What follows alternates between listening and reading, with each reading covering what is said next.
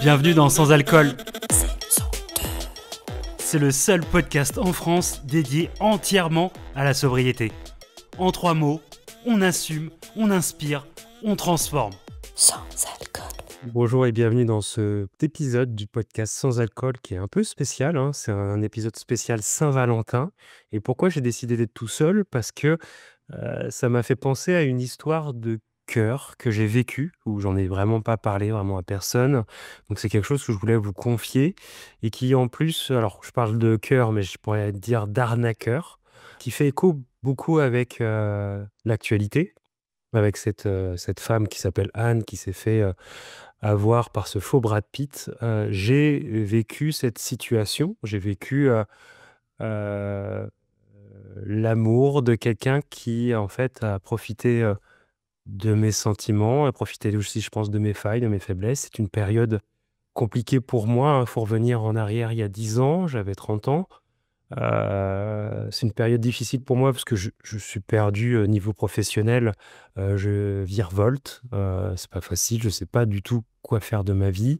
En même temps, j'ai, ma maman qui est gravement malade de ce cancer, donc c'est vraiment pas une période facile et je suis sur les applications de rencontres et à ce moment-là, j'ai un couple d'amis, que j'aime très fort et je les salue, qui, me proposent de faire des extras dans leur restaurant. Moi, il faut que tu saches que j'habite dans le Sentier. Je suis en plein cœur de Paris, dans le Sentier, dans un petit studio, mais je suis très content d'être dans ce quartier qui est très vivant. Je peux tout faire à pied et ils ont un restaurant qui vient d'ouvrir, qui est justement à 2 rues de chez moi, donc c'est hyper confort et ils me proposent de travailler en tant que barman en extra. Alors, c'est pas la meilleure des conditions, on va pas se mentir, quand tu es addict à l'alcool. Voilà, de passer dealer, et d'être, à côté du produit, c'est pas du tout la bonne solution. Mais à l'époque, j'ai l'impression qu'en fait, c'est cool. J'ai pas l'impression de bosser.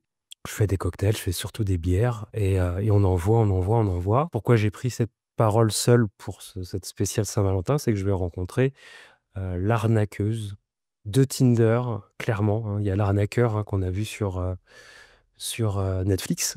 Elle, c'est l'arnaqueuse, hein, donc c'est pour ça que je te disais tout à l'heure, on parle de cœur, mais surtout d'arnaque et c'est l'arnaqueur. Elle, c'est l'arnaqueuse et comment ça va arriver? En fait, je vais discuter avec cette fille sur Tinder, ça va matcher, on va discuter, on va raconter des bêtises. Pour l'instant, c'est plutôt, bon enfant et puis, à chaque fois qu'on doit se rencontrer, bizarrement, elle a une excuse.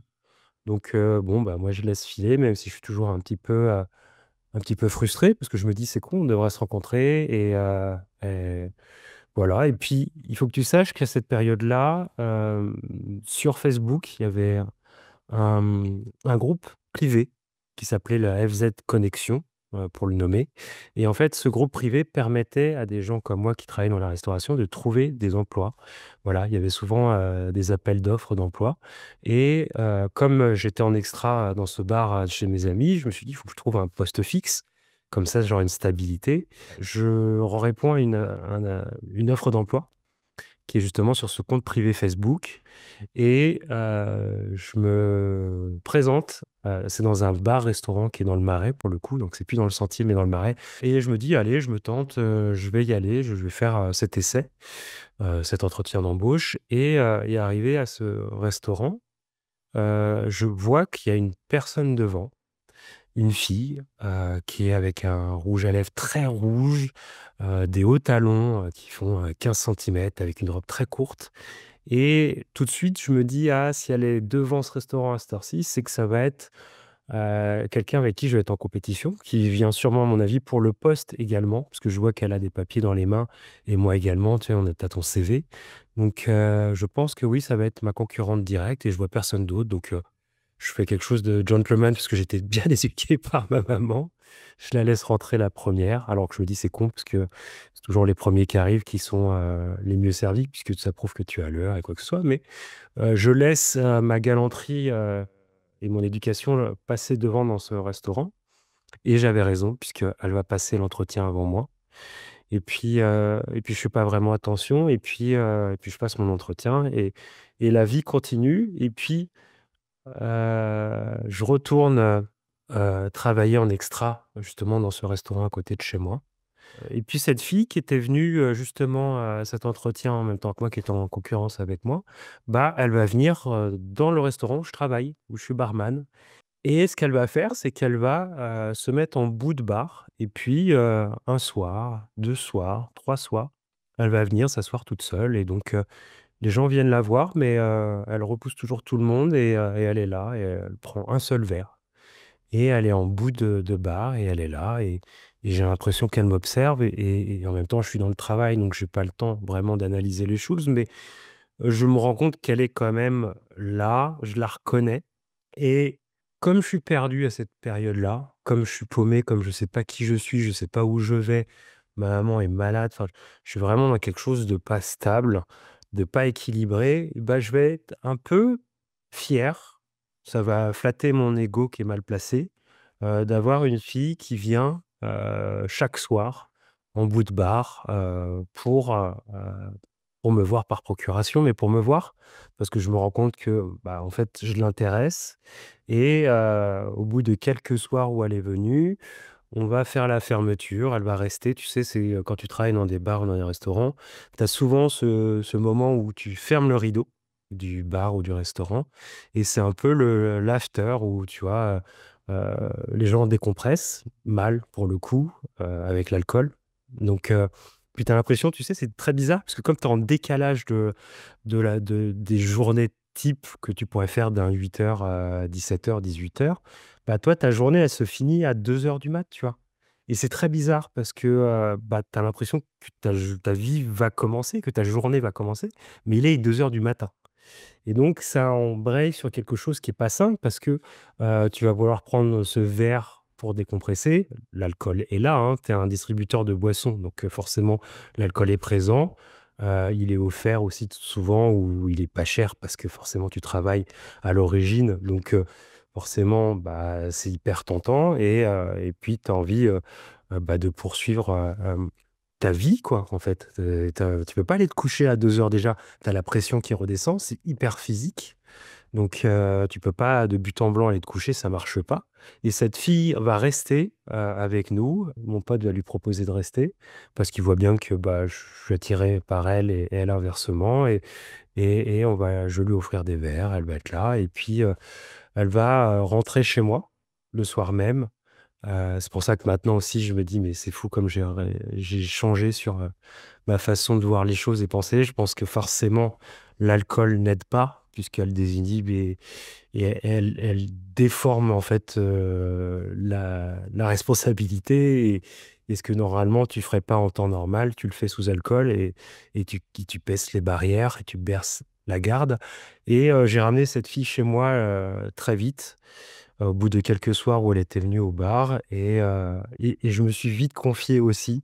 Ça, c'est quelque chose que je me rends compte maintenant. Je lui ai vite, parlé, et je pense que j'en avais besoin. Tu sais, quand tu parles de choses qui sont au fond de toi, très vite, c'est que je pense que c'est un appel au secours et j'étais mal et je pense que je pouvais en parler à personne et je pense que l'alcool aussi était un exutoire.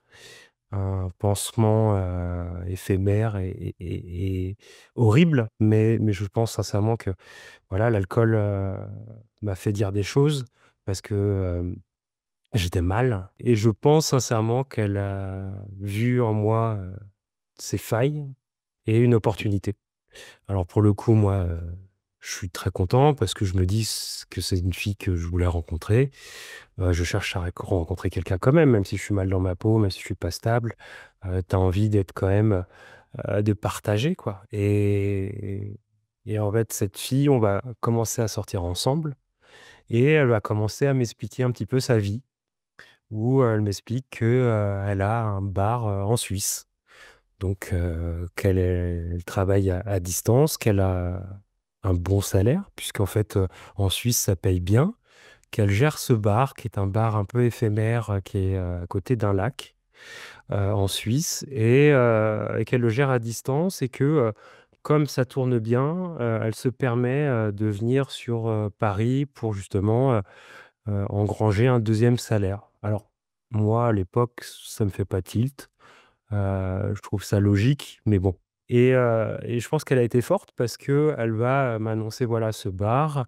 où elle fait beaucoup d'argent, ça tourne tout seul et elle me promet en me disant: «Écoute, ce serait peut-être bien que tu quittes justement, ce travail où tu es, ces extras pour venir travailler pour moi, parce que tu te feras un énorme salaire, mais en plus de ça, je pense que ce serait cool qu'on s'associe». Et c'est vrai que moi, dans cette période où, rien n'avance pour moi, où je tourne en rond, où, bah, après avoir travaillé en tant que barman et je bois pendant le service, je bois à la fin et puis je me retrouve dans des soirées, sans fin où je me réveille, à 17 heures de l'après-midi pour être prêt à 18 heures et c'est un cercle vicieux qui n'en finit pas et j'ai envie de construire, j'ai envie de trouver, ma valeur, ma place et en fait, elle m'offre sur un plateau, heu, une évolution, une aventure. Je suis jamais parti à l'étranger, donc je me dis qu'expatrié, ça peut être une super expérience, que c'est pas trop fou parce que, c'est la Suisse, c'est un pays limitrophe à la France, donc ça me rassure. C'est un pays où on parle français, je parle très mal anglais et très mal espagnol, donc je suis encore hyper rassuré de ça, donc je me dis: «Trop cool». Elle me rassure sur le projet, et je trouve ça cool et je me dis: «Ah, enfin, j'ai trouvé, quelqu'un qui va pouvoir me faire évoluer». Ce qui est absurde quand j'en parle maintenant parce que ça me fait froid dans le dos de dire ça. On n'évolue pas grâce à une personne, parce qu'elle m'envoyait du rêve et que je me suis dit: «Ça va être simple, ça va être facile, il va y avoir beaucoup d'argent, je vais pouvoir enfin construire quelque chose». Parce qu'en plus, elle me disait que, l'objectif, c'était aussi de pouvoir ouvrir un deuxième bar, qu'elle était déjà en train de regarder, avec une amie que pour refaire la déco. Donc, elle voulait m'intégrer aussi à ce projet-là et je me dis: «C'est cool, enfin, enfin je monte des projets», parce que j'ai toujours eu des idées, toujours extraordinaires. J'ai toujours partagé aux copains en disant: «Ah, je vais faire ceci, cela» et on m'a toujours dit: «Ah, c'est cool». Mais je me mettais jamais en danger, j'avais peur de l'échec. Je pense que l'alcool aussi me ralentissait. Tu sais, quand tu te réveilles pas, quand tu as la gueule de bois, quand tu es pas fier de toi, quand tu es arrivé dans une roue un peu comme le hamster qui tourne en rond et tu sors pas de ce cadre. Donc tu t'évolues pas, il y a pas de projet qui se mettent en place. Tu te mens à toi-même, l'alcool te fait te mentir à toi-même. Donc là, j'étais hyper content et elle me raconte, voilà, que, elle a une maman qui est russe, qui elle, vit dans le 16e et puis elle a un papa, qui lui vit aux États-Unis et qui est trader. Voilà. Donc des parents qui ont réussi, financièrement et c'est pour ça qu'elle se permet, de pouvoir, ouvrir des bars et puis elle veut s'émanciper, c'est pour ça qu'elle est en Suisse. Elle me vend l'histoire comme ça et c'est con mais j'adhère. J'adhère parce que je pense que j'ai envie d'y croire et en plus c'est ça qui est dur à encaisser, c'est que je pense que je développe aussi des sentiments pour elle. Donc à la fois, je suis heureux, sur le plan professionnel. Je me dis que je vais enfin évoluer, enfin construire quelque chose de ma vie certaines sent tu vois, j'ai du mal à le dire, sentimentalement parlant, bah, je pense que je commence un peu à m'accrocher à elle. Donc l'un dans l'autre, bah, j'ai cassé mes barrières, j'ai baissé ma garde et on part en Suisse. Je la suis, on arrive, à Genève, on passe par, on prend le train, hein, le train alors faut que tu saches que financièrement, moi, je virevolte. Ma priorité, c'est de payer mon loyer pour mon studio puis que je veux pas perdre. Même si, j'ai envie de tenter cette chance d'expatrier, ma folie ne va pas m'entraîner jusqu'au point de quitter mon appartement. On arrive en Suisse, j'ai un petit peu d'argent de côté, mais pas énorme et on arrive en Suisse et on tombe sur, un de ses amis, qui est là, qui me dit que, bah, qu'il la connaît bien, que, lui, il fait souvent des allers-retours sur Paris, ils aiment bien rigoler, mais qu'il y a rien du tout entre eux 2. Alors moi, pour l'époque, je me rends pas compte, mais à contre-coup, je me dis: «C'est quand même bizarre que tu annonces qu'il se passerait peut-être un truc entre eux». c'est un truc que tu annonces pas, mais je fais pas gaffe et puis, on se retrouve à Genève. On suit ce type. Ce type nous fait rentrer dans un restaurant qui fait un peu grec. On dirait un restaurant, pour étudiants et il dit que ça appartient à ses parents et puis, il nous propose d'aller à la Voile Rouge. La Voile Rouge, pour ceux qui connaissent pas, à Genève, c'est un petit peu, le truc hyper tendance, un peu hype, mais en plus qui sent, vraiment, l'argent, quoi. C'est vraiment un truc m'as-tu vu? Ça fait un peu Saint-Trope, quoi. C'est un peu Saint-Tropez, c'est sur une plage et puis là, pour le coup, sur le lac, de Genève et j il y a des gens qui sont, c'est une classe, socio-professionnelle hyper élevée. On sent qu'il y a beaucoup d'argent, c'est que des mecs en costard, des filles apprêtées. Enfin, maintenant, ouais, si je me dis: «Mais qu'est-ce qu'on fait là?» et elle m'avait dit: «T'inquiète pas, on va aller après au bar, je vais pouvoir te montrer à quoi ça ressemble, comment tu vas travailler, tu vas voir, c'est très simple» et ce que j'ai oublié de dire, c'est que pendant cette période où on est, sur Paris avant, de partir à Genève, elle est énormément au téléphone.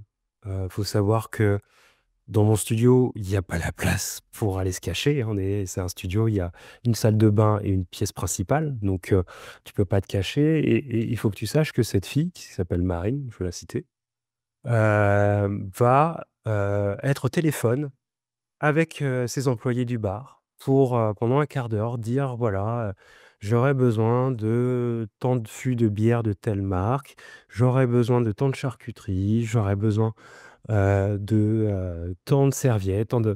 Elle reste, des 1/4 d'heure, 20 minutes au téléphone avec quelqu'un avec qui elle organise en fait, son bar à distance. Après ces coups de téléphone, elle m'explique aussi, tu sais, que ça va être simple quand je vais travailler dans le bar puisque, par exemple, elle fait du foie gras, que c'est très simple. Il suffit juste de prendre un seau de champagne d'eau chaude et puis de mettre le foie gras dedans avant de pouvoir le découper. Enfin, elle m'explique un petit peu, avant qu'on parte, le rôle que je vais avoir, et elle me dit: «T'inquiète pas, hein, plus que barman, tu seras mon associé, donc tu vas voir, ça on va faire vite de l'argent» et elle m'avait expliqué tout ça. Puis aussi, elle est avec, son banquier au téléphone, elle relance des assurances. Enfin, elle est souvent au téléphone, mais je suis là dans la pièce, donc j'assiste à ça. Je suis avec elle dans la pièce et j'assiste à ces coups de téléphone qui durent des fois, 15-20 minutes et puis là, Genève, à un moment, il y a un gros 4x4 qui arrive, un énorme 4x4, mais vraiment, tu vois, le Range Rover, plus et avec des mecs dedans, archi louches, et ils s'arrêtent à discuter avec le pote avec qui, on était justement à ce truc des voiles là, où ça sent l'argent et c'est pour moi maintenant ça me paraît hyper malsain, mais voilà et et ce qui est fou, c'est qu'on parle avec ces types-là, je sais pas, j'ai l'impression que ça sent pas bon. Je pense qu'il se passe de la drogue, je sais pas, enfin il y a un truc très malsain. On s'observe, on se regarde, je et dans ma tête, je me dis: «Mais qu'est-ce que je fais là et qui sont ces gens?» mais tu sais, je vais avoir que des petits moments de lucidité comme ça et puis qui vont s'estomper très vite. À ce moment, c'est improbable, ma vie fait que j'ai une barman qui est là et qui me reconnaît parce que c'était, une boîte de nuit que je fréquentais beaucoup, qui s'appelait le Badaboum que je fréquentais beaucoup et je la reconnais et on se reconnaît et je suis trop content de voir un visage que je connais et elle me dit: «Ah, c'est trop cool, tu es là et tu es en Suisse, je suis trop contente, il va falloir qu'on se fréquente» et à ce moment-là et bah, la fille avec qui je suis, avec Marine et puis son pote de galère là, ce pote trop bizarre avec qui ce 4x4 s'arrête et avec des gens très louches à l'intérieur, bah, ils sont pas là et j'aimerais justement lui dire: «Venez, il faut que je vous présente» et ils s'évincent et j'aurais pas le raisonnement de me dire: «OK, il y a quelque chose qui est pas bien, il y a quelque chose qui est bizarre». Pour moi, c'est que partie remise et de toute façon, je vais vivre en Suisse, je vais avoir ce bar, je vais travailler pour ce bar, être associé, donc on va se revoir. Donc pour moi, il y a pas trop de remise en question. J'ai l'alcool aussi qui est là, hein, je bois, hein. J'ai cette photo où je suis avec ces 2 verres de rosé dans les mains, parce que, comme d'habitude, je veux pas manquer, j'en ai 2 tout de suite, comme ça je fais pas la queue au bar. Puis le soir même, elle me dit: «Voilà, on va dormir chez un ami, C'est un ami, avec qui je travaillais dans la restauration avant d'avoir mon bar, qui est très sympa, qui est cuisinier, donc on arrive, devant un bar ou je sais plus, un bar ou un resto et on récupère elle me présente très rapidement, puis on récupère les clés de ce type et puis on part un peu en périphérie, de Genève, chez lui. Alors je te cache pas que quand j'arrive chez lui, je me rends compte que c'est quand même très chelou, qu'on n'était pas vraiment, les bienvenus. Pourquoi? Parce que premièrement, le mec a caché, enfin, j'ai besoin de prendre un verre d'eau à un moment, et je vais dans son placard. Je me permets parce que, bah, on est invité, il est pas là, de prendre un verre pour pouvoir prendre un verre d'eau et je vois qu'il a caché toute la vaisselle qui est dégueulasse dans les placards et je me dis: «Mais qu'est-ce que c'est que ce truc?»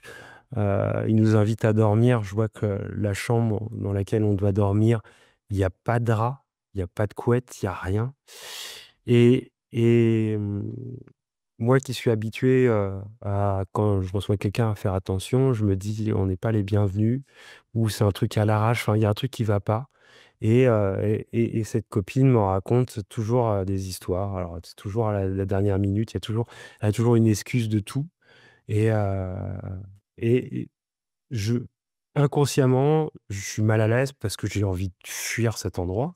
C'est pas quelque chose qui me ressemble et le soir même, ce copain-là qui était on était allé voir avec ce 4x4 là, lui est là et on il passe la soirée avec nous chez cet ami qui est pas là parce qu'il est restaurateur, donc il arrive qu'après, tard et lui consomme, de la cocaïne devant nous et je fais: «Waouh, qu'est-ce que c'est que ce truc? Qu'est-ce que c'est que ce mec? Qu'est-ce que je fais là?»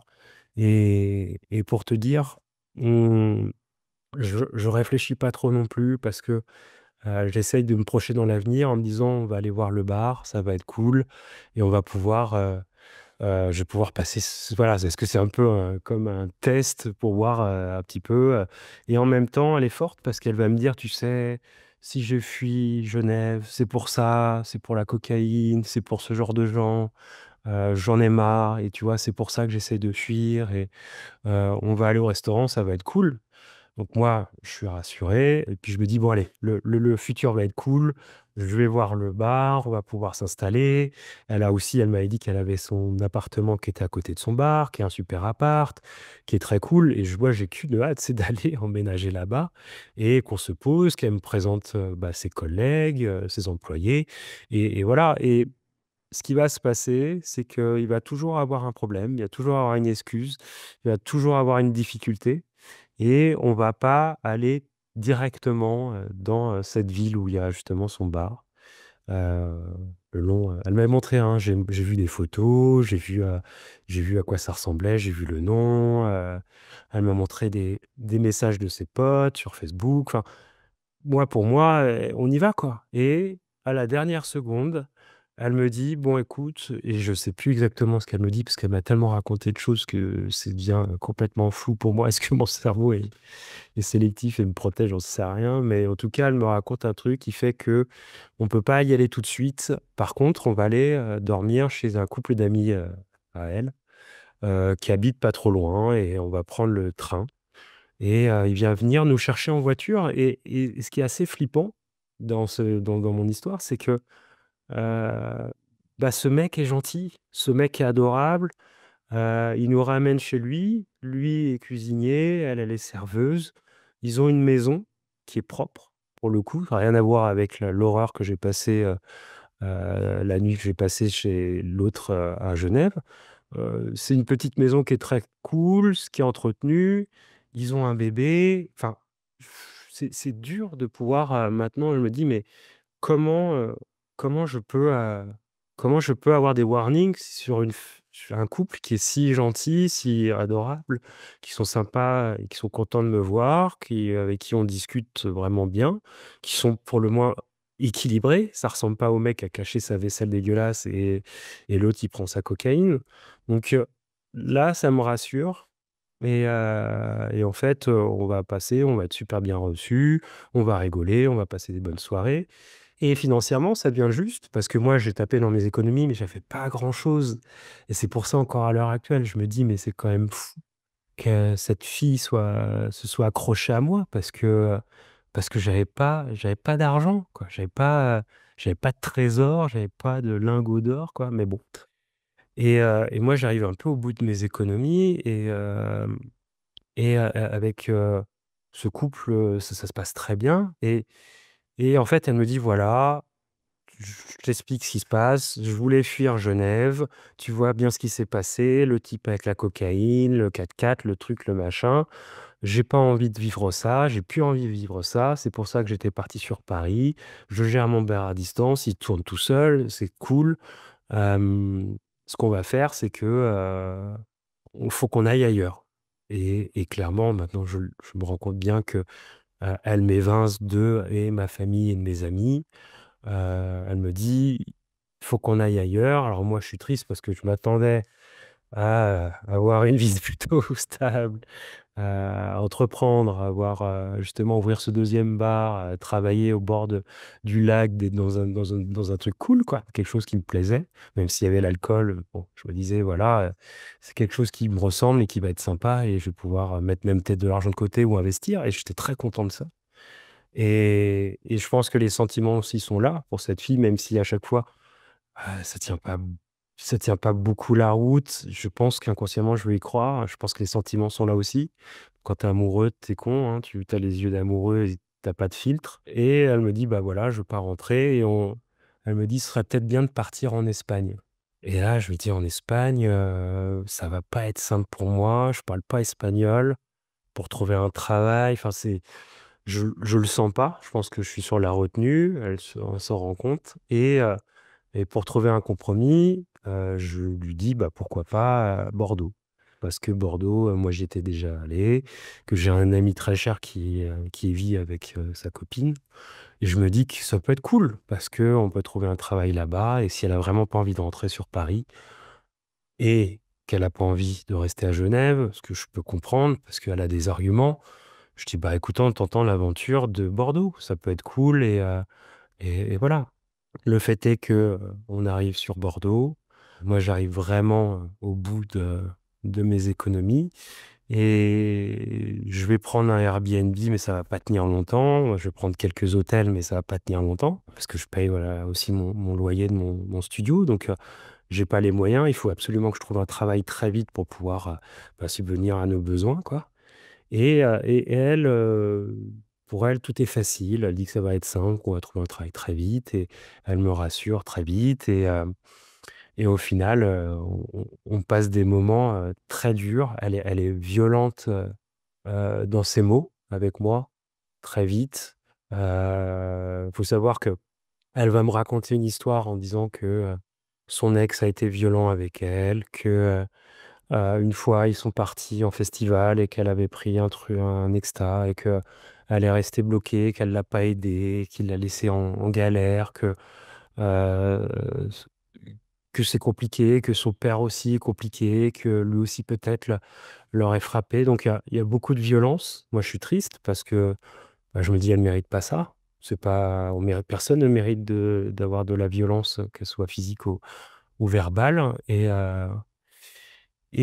c'est fou parce qu'à ce moment-là, je me rappelle d'un truc et c'est vrai que mon pote et là je reviens en arrière, quand j'étais dans le restaurant au tout début, quand je faisais des extras dans ce restaurant de ce couple d'amis, mon pote m'avait dit: «Il y a quelqu'un qui a téléphoné au restaurant et il a dit: "Écoute, Marine attention, Marine a fait, quelque chose de mal à sa grand-mère pour lui récupérer 1 000 €».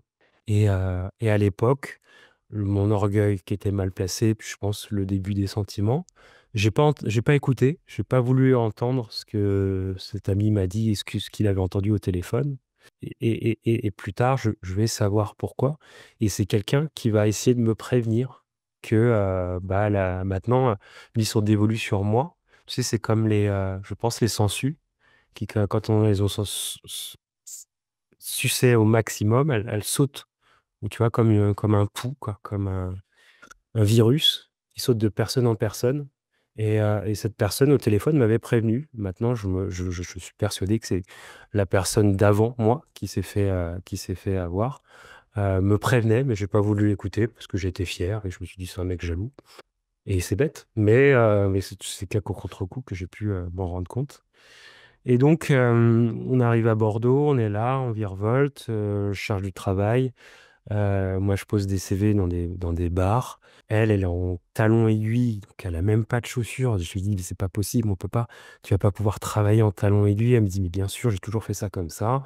Et puis à un moment, moi, j'ai plus financièrement, j'ai plus d'argent.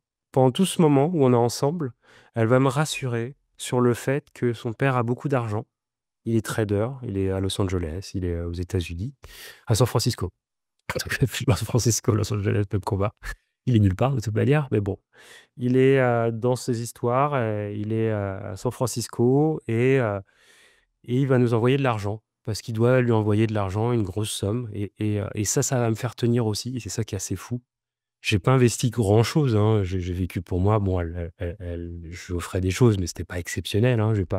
C'était loin de lui offrir un sac à main, un voyage, enfin, vraiment des choses, c'était vraiment, du vital, quoi. C'était à bouffer, à boire, et vraiment le strict minimum. Donc, elle me fait miroiter que, l'argent va tomber sur mon compte et honteusement, maintenant que j'ai honte, mais, je vais appeler très souvent mon banquier pour lui demander si un virement est fait sur mon compte. Il va me rassurer, maladroitement, hein, c'est son travail, c'est pas sa faute, il connaît pas l'histoire. Il va me dire que quand l'argent devient des États-Unis sur un compte français, des fois, bah, ça met du temps, surtout pour des grosses sommes. Donc, je vais fantasmer que l'argent va venir. Donc, chaque jour pour moi était peut-être un jour où l'argent allait tomber. Donc, je pense qu'il y a 2 choses. Il y a quelque chose qui me rassurait parce que je me disais: «Bon, j'ai pas fait tout ça pour rien et on va pouvoir se démerder maintenant grâce à cette opportunité, cet argent qui va arriver». Et deuxièmement, je pense sincèrement que, bah, je voulais y croire. Je voulais y croire. Je voulais croire que cet argent allait arriver parce que si cet argent arrivait, toute cette histoire n'était pas une folie. J'étais pas dans une folie. J'étais pas, j'étais pas, complètement, dans cette folie-là, dans sa folie-là, de cette mythomanie, quoi. Et tous les jours, j'y crois et je m'attache à ça et je me dis: «Demain, ça va tomber». Je regarde mon compte tous les jours et forcément rien n'arrive. Et à un moment, je demande à mon ami si il peut nous loger. C'est pas facile, il est adorable, hein, sa copine aussi, elle est adorable de nous héberger. On dort dans son salon. C'est hyper, il y a pas d'intimité, on est 2 couples au même endroit. C'est dur. Comme j'ai honte j'avoue pas à mon ami que, bah, financièrement, je suis raide. On laisse son ami travailler dans l'appartement, donc on passe la journée, au McDonald's. On est, place des Victoires au McDonald's toute la journée à attendre. Financièrement, j'arrive à sortir, à avoir un café. On tient avec un café dans le ventre. Donc je deviens, clairement, un mendiant. Il y a pas de mots. J'ai ma confiance que j'avais peu en moi, mais là, elle est, à 0. J'ai honte d'en parler parce que j'ai honte de ce que je deviens. De pas manger. Moi, je commence à être vraiment dans une brume totale, quoi. Je suis pas bien, quoi et j'arrive plus à réfléchir et je vois plus d'avenir et c'est devient très, très, très délicat et hem et clairement, elle voit que je pense qu'elle se rend compte qu'on arrive vraiment dans de l'urgence et je suis dans l'urgence et elle va, être au téléphone pendant une demi heure en anglais. Et au bout du fil, on va lui expliquer, qu'en fait, son père vient de décéder d'un cancer foudroyant. Voilà, alors un cancer, un cancer, son père meurt d'un cancer foudroyant et qu'il faut qu'elle parte aux États-Unis justement pour les obsèques. Je suis pas bien, hein, psychologiquement, je suis faible, physiquement, je suis faible aussi. Je suis attristé parce que, bah, ça me touche. Son père qui meurt d'un cancer, ma mère est en train de mourir d'un cancer, c'est dur pour moi. Je veux l'épauler, elle pleure. Je pleure avec elle parce que, bah, c'est un moment délicat. Moi, je sais que mon frère essaye de m'aider. J'ai mon pote aussi qui se rend compte de l'urgence, qui dit: «Il faut que tu décroches, il y a un truc qui va pas, il y a quelque chose de bizarre» et moi, fier et je me dis: il faut que j'aille au bout de ce processus et j'ai des éclairs, de lucidité en me disant: «C'est pas possible», des fois elle se contredit, des fois je comprends plus, enfin, c'est dur à gérer et je me dis: «C'est bon, il faut que je décroche et il faut que je rentre à Paris» et avec le peu d'argent que, je crois que c'est mon frère, je sais plus exactement, je crois que mon frère me donne un peu d'argent ou mon pote, je sais plus, pour me payer un billet pour remonter à Paris, pour me dire: «Eh, arrête tes conneries là, c'est il faut que tu reviennes sur Paris» et je vais essayer de m'en détacher, même si je suis sous son emprise complète et je vais réussir à aller jusqu'à la gare et je vais réussir à prendre ce billet et puis ça va devenir, horrible où on va se courir l'un après dans les rues de Bordeaux. Enfin, c'est hyper malsain. Elle rencontre des mecs, elle joue avec ces mecs. Enfin, moi, je suis là et je suis spectateur et je me dis: «Je vais la perdre» et c'est très dur pour moi parce que mon cerveau ne réfléchit plus normalement et je suis pas bien. Elle fait une crise d'angoisse. Les pompiers sont appelés, elle est vraiment dans quelque chose où, je suis complètement perdu et c'est hyper dur à gérer.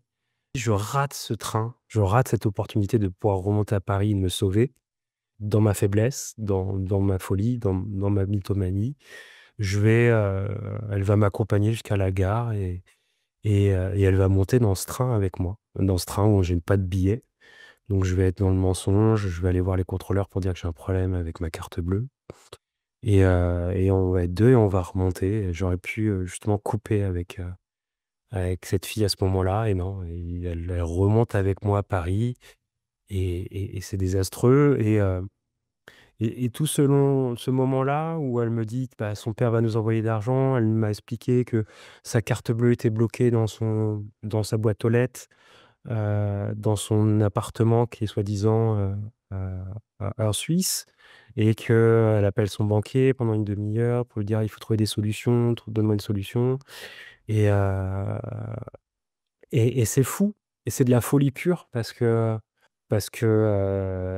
faut pas que je remonte avec cette fille parce que, c'est malsain et c'est plus fort que moi, hein. Je la vois en pleurs et on monte ensemble dans ce train et on remonte sur Paris. Donc je récupère mon appartement, mon studio. Heureusement que j'avais pas quitté. Heureusement que j'avais, géré ce loyer qui était pour moi, en fait, qui sera mon sauvetage et on arrive sur Paris. Hem, je fais quelques, extras chez mon pote qui me donne un petit peu d'argent pour manger. Il faut que tu comprennes qu'à cette période-là, ça devient tellement dur. J'ai pas de ressources, j'ai pas d'aide financière, que ce soit l'État, mes parents. Un soir, on fait une soirée avec les potes de mon frère, ses collègues, des potes de mon frère et je la ramène. Parce que je me dis: «Ça nous ferait du bien quand même un peu de sortir», parce que, quand tu manges plus, tu fais que fumer, enfin des cigarettes, enfin, tu vraiment dans un truc, moi j'ai l'impression qu'elle m'a complètement, mangé le cerveau et je mangeais pas physiquement donc j'étais, diminué et ses potes de mon frère va dire: «Il y a un truc qui va pas». Si et moi je veux dire que c'est un mec jaloux et qui comprend rien et qui peut pas comprendre notre relation, ce qu'on est en train de vivre, tout ce qu'on a enduré. En fait, c'est ça qui est dur, c'est que quand tu es dans une situation merdique et que tu es mal dans ta tête et que, tu te mens à toi-même parce que tu es pas fier et que tu demandes pas de l'aide et bah, tu te dis: «Ah non, j'ai pas fait tout ça pour ça. Il faut qu'il se passe un truc, que ça me sauve». Donc là, on est sur Paris. Je mens à mon frère aussi, à mes amis. Je lui dis qu'en fait, je la vois plus. C'est bon, on a coupé, c'est faux. Elle est chez moi. Elle a le double de mes clés et puis elle travaille soi-disant dans un bar. Elle me dit de pas y aller parce que comme je suis jaloux, je risque, bah, de lui faire perdre tous ses tips qu'elle a avec ses clients. Donc elle me dit de pas venir. Moi, con et amoureux, je pense aussi, hein, je n'y vais pas. Je vais pas vérifier. Moi, je virevolte, j'ai très peu d'argent, je fais des petits extras, mais ça va très vite, hein, l'argent sur Paris et je vais être obligé de trouver des subterfuges pour pouvoir me nourrir parce que, j'ai tellement honte que j'en parle pas à ma mère, j'en parle pas à mon frère, j'en parle pas à mes amis. Je veux pas demander de l'argent parce que ça veut dire que je me suis trompé sur toute la ligne. Donc, ce que je vais faire, c'est que j'ai, récupéré des pièces que j'avais. Tu sais, tu gardes souvent des pièces, de l'étranger. Ce que je faisais quand j'étais petit, ça faisait tu fais des collections de pièces de l'étranger, ça vaut rien, mais bon, tu es content d'avoir des pièces et je suis tombé sur des pièces turques qui ressemblaient à des 2 euros. et j'allais, acheter une baguette de pain et avec la monnaie, ça me permettait d'acheter un paquet de pâtes et je pouvais, manger des pâtes au sel. Donc, j'étais vraiment arrivé dans une urgence. Il y avait plusieurs McDonald's où j'habitais, donc qui étaient pas très loin. Ce que je faisais, c'est que je récupérais des tickets qui étaient jetés par terre, qui étaient, à une heure précise et à la date précise de très peu de temps, où il était jeté. S'il était midi, on était le 4 février, je voyais 4 février qu'il était, midi et que c'était à 11 heures ou à 10 heures le ticket. Je le récupérais, j'avais plusieurs scénarios. Je disais: «Bah, je suis désolé, j'ai mon collègue qui est passé, il a pris, le repas». Alors je voyais ce qu'il y avait sur la facture. Il y avait par exemple des nuggets et je disais: «Bah, voilà, mon collègue est hyper ennuyé, moi je m'en fous, mais, en venant chercher le McDo pour nous 2, il a oublié de prendre les nuggets, il manquait les nuggets, est-ce que je peux les avoir?» Et on me donnait, on me disait: «Ah, vous inquiétez pas». J'avais un scénario de mon petit frère est venu, il était trop fier de venir chercher, il manque la glace, nin et voilà. Donc je me nourrissais de McDo comme ça. Je jonglais entre les plusieurs McDonald's qui étaient autour de moi, le KFC, enfin c'était voilà. Et j'avais fait un truc aussi, j'avais découpé, une enveloppe. Alors c'était pas une enveloppe, c'était une chemise en carton et j'avais écrit: «Voilà, félicitations à vous pour votre mariage, voilà votre défi. Vous devez aller dans votre quartier et vous devez, demander à un restaurateur qui vous offre un burger ou une salade, ou une bière ou une glace et vous devez vous prendre le restaurateur doit vous prendre en photo». Et je venais avec elle qui présentait pas trop mal pour le coup non plus et on avait pas l'impression qu'on manquait de tout quoi, j'arrivais et je présentais ça dans j'étais à Montorgueil et j'ai fait tous les restos de Montorgueil et ils m'offraient des voilà, un burger, chez, Big Ferdinand et ils m'offraient le burger. On prenait la photo, avec cette copine et on mangeait comme ça. Donc j'étais devenu vraiment un mendiant, quoi. Un jour, je fais un extra chez ce copain-là et mon téléphone sonne et au bout du fil, j'ai le père de Marine, le père de cette fille et là, ça a été, mais un tsunami pour moi parce que, bah, pour moi, j'ai un fantôme, en fait. Parce que son père est mort. Son père, il est mort aux États-Unis. Donc, j'ai quelqu'un qui est un fantôme et qui me dit: «Bah, voilà, je suis le père de Marine, je m'inquiète. Elle fait des allers-retours entre, la Suisse et la France, je sais pas ce qu'elle fait». Je lui dis: «Mais écoutez, mais vous êtes pas mort» et l'absurdité de cet échange téléphonique, c'est que je lui demande s'il est pas mort, il me dit: «Non» et je lui dis: «Mais vous habitez où?» Il me dit: «À Livry-Gargan». Alors on est très loin, sans jugement, hein, mais on est très loin de San Francisco. Il me dit: «Voilà, je suis sans emploi, je dors dans, j'ai mon ami qui a une société de sécurité et je dors dans son bureau, dans ses locaux» et je dis: «Mais qu'est-ce que c'est que ça? Mais dans quel truc je me suis fourré?» Enfin vraiment, ça m'a vraiment j'ai eu un électrochoc de me dire: «Mais où est que tu es parti Vincent? Dans quoi tu es parti, quoi?» Et cette fille, elle est chez moi, elle a le double des clés et c'est complètement lunaire et là, quand tu as la vérité en face, comment tu veux, toi, te mentir à toi-même? C'est hyper dur, quoi. C'est hyper dur et donc j'en parle justement, tout de suite, à cette fille, Marine et elle va me rétorquer comme d'habitude parce qu'elle a toujours des bonnes excuses que c'était pour vérifier si j'étais pas quelqu'un de vénal, pour voir si, je voulais l'héritage de son père et lunaire et moi, quand tu te ressens l'absurdité de ça, tu te dis: «Mais c'est pas possible, moi, je suis tombé dans un piège aussi absurde et aussi honteux quoi, aussi mal fait quoi» et tu t'en veux quoi et c'est pas possible et puis après il y a plein de trucs qui passent dans ma tête. Je me dis: «Est-ce que elle fait partie d'un réseau? Est-ce qu'elle fait partie d'un réseau de l'Est? Est-ce que je vais venir me faire tabasser?» Enfin, je suis franchement, tu arrives dans un truc où tu comprends plus, quoi et vraiment, tu la vois un quart d'heure en train de dire à son pseudo bar qu'elle est en train de commander les fûts de lèvres, les fûts de telle bière, qu'il faudra telle charcuterie. Tu as des 1/4 d'heure de téléphone où je suis là et je me dis: il y avait personne à ce moment-là». Quand elle appelle son banquier, il y a personne pendant une demi-heure, elle parle avec son banquier pour travailler les assurances de son il y a personne. Quand elle parle une demi-heure, qu'elle pleure et qu'elle il y a il c'est les États-Unis pour le décès de son père, il y a personne. Et je lui dis: «Mais c'est quoi cette folie? Comment c'est possible? Comment on peut être malade à ce point-là?» Et pourquoi elle m'embarque dans sa folie? Pourquoi elle m'embarque dans sa mythomanie? Quelle est la valeur ajoutée? Qu'est-ce que je lui offre à cette fille, en fait? Elle va galérer avec moi. Elle est heureuse de boire un café, au McDo de Place des Victoires à Bordeaux et de galérer toute la journée comme des mendiants, quoi. C'est qu'est-ce qui pourquoi? Pourquoi elle s'est attaquée à moi? Elle s'est servie de mes traumas pour me défoncer. Heureusement que je suis pas parti en Espagne, heureusement. Je sais pas où j'aurais atterri, heureusement. Bah, je la confronte à son père qui est vivant, qui est en plus avec Livry-Gargan, qui est juste sa belle-sœur sur, Facebook, qui m'envoie un message, qui me dit: «Voilà, elle dit qu'elle travaille dans un bar. En fait, elle passe la journée chez nous, dans le canapé. Il fait attention, il y a eu un problème avec sa grand-mère. Elle aurait frappé pour récupérer 1 000 €». Je suis là: «Mais qui avec qui?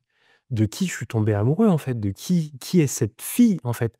Qui est cette personne qui est malade, quoi?» Enfin, c'est une personne malade et dangereuse, quoi. Ce qui va se passer, c'est que là, elle sent que ça sent mauvais, son père qui est mort et qui m'appelle, ça marche plus. Moi, je commence un peu à me réveiller. J'ai toujours l'espoir, c'est dingue, hein, j'ai toujours l'espoir qu'il y ait quand même de l'argent qui arrive. Alors que c'est fini, il y a plus de père trader, il y a pas de maman, enfin, il est dans le 16e, il y a pas tout ça, en fait. Elle s'est inventée une vie, elle passait du temps. Non, mais il faut que vous sachiez qu'elle passait du temps à me montrer des vêtements où elle me disait: «Ça, je l'ai, ça, je l'ai». Je passais du temps avec elle sur rien. Sur du vent, sur de la mythomanie. Je pense, je sais pas ce qui est arrivé à cette fille sur les 1 an mais il s'est passé un truc grave et elle est devenue, malade je l'ai complète dans sa maladie et c'est hardcore pour moi parce que j'aspire pas à ça à l'origine.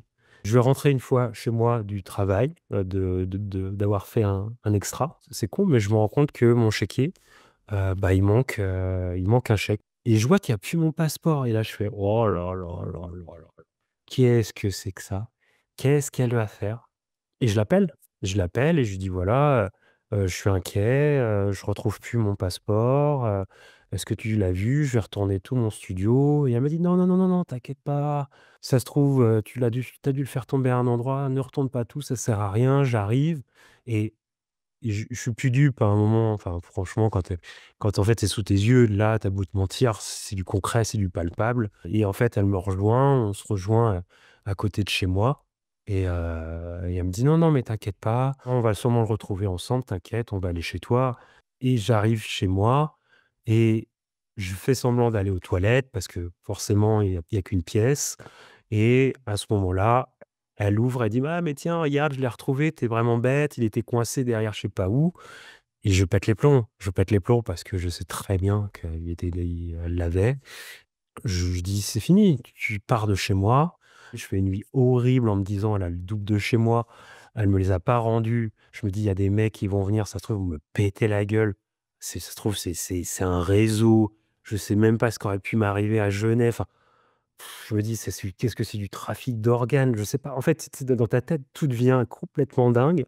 Je dors pas de la nuit et je me dis: «Il faut absolument que je mette un verrou, sur ma porte parce que je dormirai plus». Je me dis: «Ça se trouve, il y a quelqu'un qui va rentrer chez moi et qui va je sais pas ce qui va m'arriver, quoi».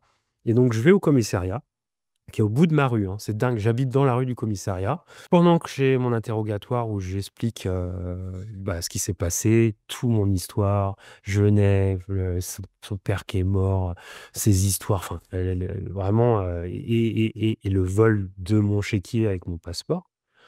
Il y a la secrétaire du commissariat qui rentre dans la salle et qui dit: «Est-ce qu'il y aurait Vincent ici?» Et je dis: «Bah, ouais». Elle me dit: «Bah, j'ai quelqu'un qui est au téléphone, qui s'appelle Marine et elle voudrait savoir si vous êtes là». Et là, je me dis: «Mais» je me liquéfie. Je me dis: «Mais comment elle sait que je suis au commissariat?» Le policier va prendre mon téléphone portable et va trouver un traceur dans mon téléphone portable qui va, en fait, donner ma géolocalisation, qui va donner les textos et les mails que j'envoie, parce que j'avais prévenu ma famille j'avais prévenu mon frère que j'allais aller au commissariat et mes amis et je me rends compte qu'en fait, elle me traque avec mon téléphone. Je suis mal, le policier lui demande: «Est-ce que vous voulez que je réponde ou pas?» Je dis: «Écoutez, moi, il faut qu'il protégez-moi, quoi, parce que là, franchement, je flippe. Rendez-vous bien compte que je suis venu chez vous pour porter plainte, elle a pas peur de moi. Elle appelle le commissariat, c'est complètement fou». On va appeler son père, il comprend pas ce qui se passe depuis 1 an et que, il a peur, il a même peur d'elle. Je vais rentrer chez moi. Je sais au plus profond de moi que ça ne marchera plus et que c'est fini et j'en ai peur et je flippe. Une fois, elle m'appelle et elle me dit voilà, elle est en pleurs. Donc je pense qu'elle jouait aussi beaucoup là-dessus, je pense mon affect. Je suis pas sûr de son nom, je suis pas sûr de son prénom, je sais pas qui est cette personne en fait et c'est flippant parce que j'ai passé 6 mois avec cette personne. Elle me dit: «Je suis dans un Uber, je vais pas bien, je suis pieds nus, il faut que tu m'aides» et je vais lui dire de venir. Je vais lui dire de venir pourquoi? Chez moi.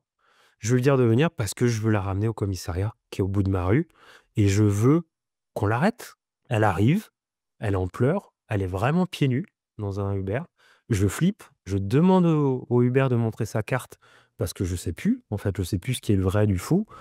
C'est devient complètement compliqué pour moi, et en fait, ce type me montre sa carte, c'est un vrai Uber et elle sort pieds nus et je la ramène au commissariat. Elle crie. Les policiers vont me dire de me taire, me dire de parler moins fort et ils vont faire rentrer, cette fille et moi, ils vont me demander où j'habite et me dire de rentrer chez moi et de me calmer et par la fenêtre, je vois le commissariat et ce qui va être horrible, c'est qu'au bout de 10 minutes, elle ressort. Elle ressort libre et je me dis: «Mais c'est un truc de dingue. C'est un truc de dingue.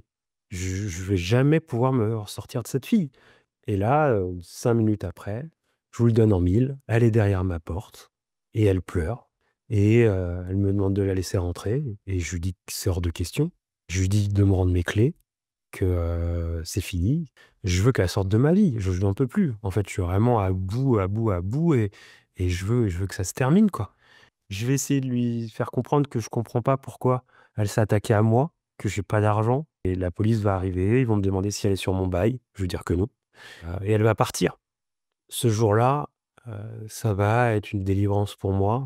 Je vais pouvoir mettre un verrou sur ma porte parce que je flippe, hein, elle m'a pas rendu mes clés donc je sais pas qui pourra venir après et puis, qu'est-ce qui va s'ensuivre? Bah, des messages de détresse. Je vais recevoir des messages sur Facebook de ses amis de Suisse.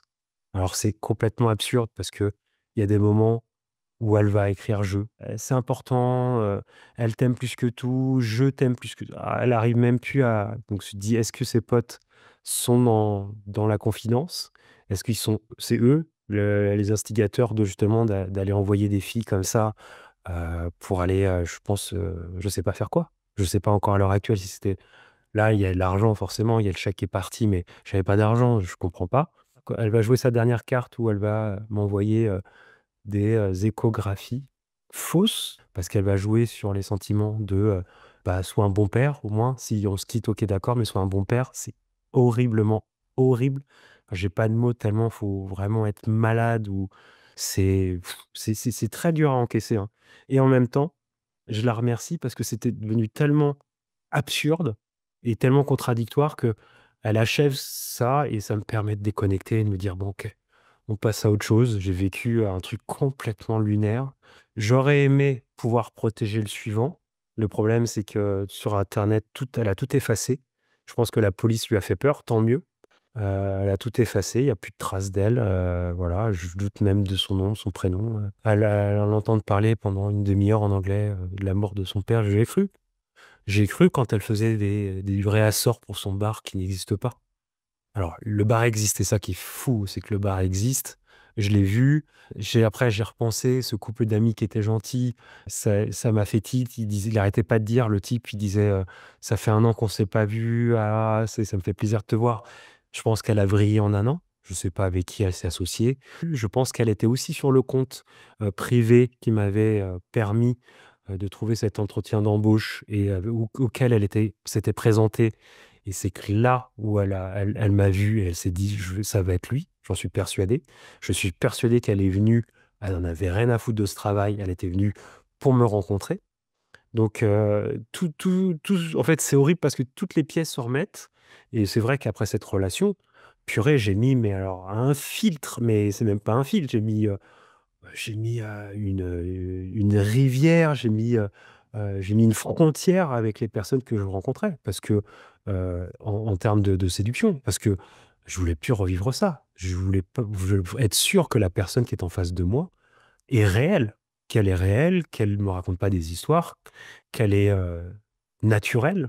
Donc si cette histoire peut permettre de mettre la puce à l'oreille à quelqu'un qui se dit: «Ah ouais, purée, ça j'ai des similitudes sur, on me raconte des trucs, puis après l'inverse, on me rabaisse», si j'avais un conseil à donner au moi d'il y a 10 ans, franchement, débute pas une histoire avec l'alcool parce qu'en fait, tu pars sur de mauvaises bases. Ne dis pas trop vite, ne te confie pas trop vite. Prends le temps. En fait, il faut que ça mûrisse. Merci de m'avoir écouté, merci d'avoir écouté cette histoire. Donc, bah, je vous souhaite un une très, très belle Saint-Valentin. Voilà, on s'en fout, c'est commercial, mais on s'en fout, ça permet de faire des petites attentions et l'amour, il en faut, à outrance parce que, la vie, c'est de vivre des sentiments et l'amour, c'est le plus beau des sentiments. Merci d'avoir écouté Sans Alcool, le podcast où on assume nos choix, on inspire le changement et on transforme les mentalités, une gorgée et un épisode à la fois. Sans alcool.